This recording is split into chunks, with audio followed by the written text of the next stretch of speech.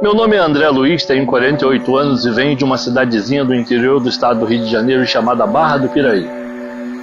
Hoje sou terapeuta, mas se olhasse para a minha vida há alguns anos atrás, jamais poderia imaginar que esse seria o meu destino. Eu era a pessoa mais improvável para seguir esse caminho, mas a vida me moldou com os seus desafios mais cruéis, me ensinando a encontrar o sentido até nos momentos de maior dor. Aos 4 anos de idade, passei por uma experiência que mudou o curso da minha vida. Uma hemorragia nasal severa que me levou ao coma por quase 3 meses. Os médicos desenganaram meus pais, dizendo que eu não sobreviveria. Enquanto meu corpo estava preso a uma cama de hospital, minha alma parecia não estar. Eu sentia a presença de meus pais ao meu lado, sentia o desespero no olhar do meu pai e as lágrimas incessantes da minha mãe. Durante todo aquele tempo, eu via e sentia tudo como se estivesse ali ao lado deles, impotente. Mas o que parecia ser o fim, de alguma forma se transformou. Contra todas as previsões médicas, num dia qualquer, meu pai viu eu me mexer. Ele achou que era meu último suspiro, mas era um milagre da minha sobrevivência. Foi o primeiro de muitos momentos em que percebi que havia algo maior guiando a minha vida. Com 8 anos, meus pais se separaram e fomos morar com os meus avós. Aquela época me ensinou muito sobre o valor da família, mas nem tudo eram flores. Meu avô sofria de alcoolismo e trazia para dentro de casa um ambiente pesado, carregado de xingamentos e agressividades.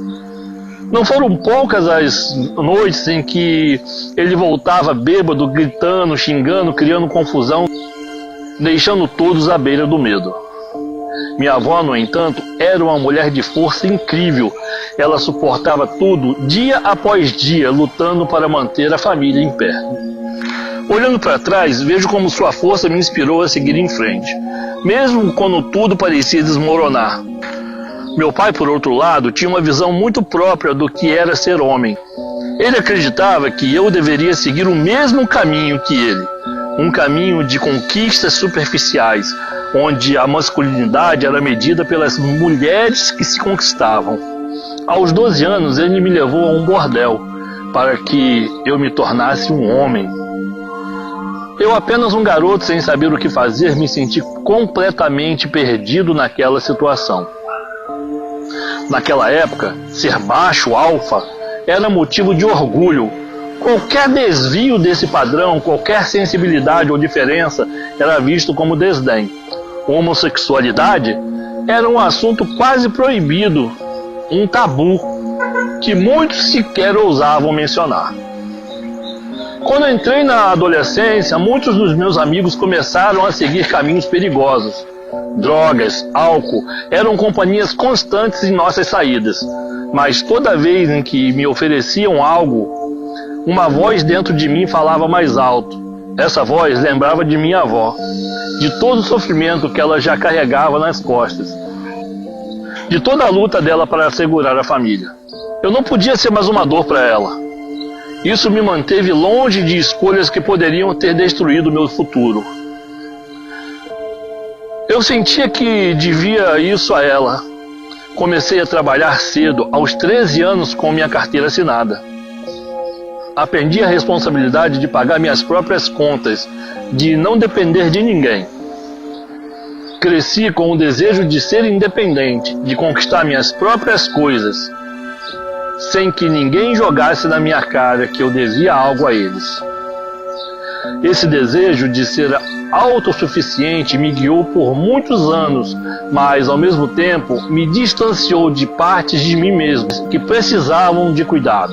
Hoje, olhando para trás, vejo que cada dor, cada experiência me trouxe onde estou.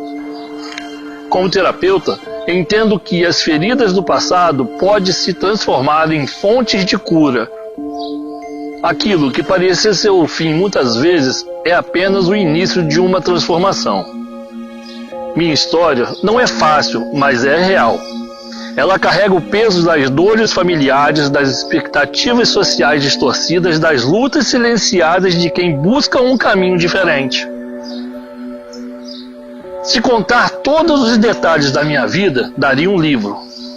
Mas o que importa é que, por mais difíceis que sejam os desafios, sempre há um caminho para a superação. E se minha jornada pode servir de inspiração para alguém, que seja para lembrar que é possível transformar dor em força e sofrimento em sabedoria. Nós somos capazes de muito mais do que imaginamos. E, às vezes, a maior conquista não está em seguir o que esperam de nós, mas de descobrir quem realmente somos. Forte abraço, até o próximo vídeo.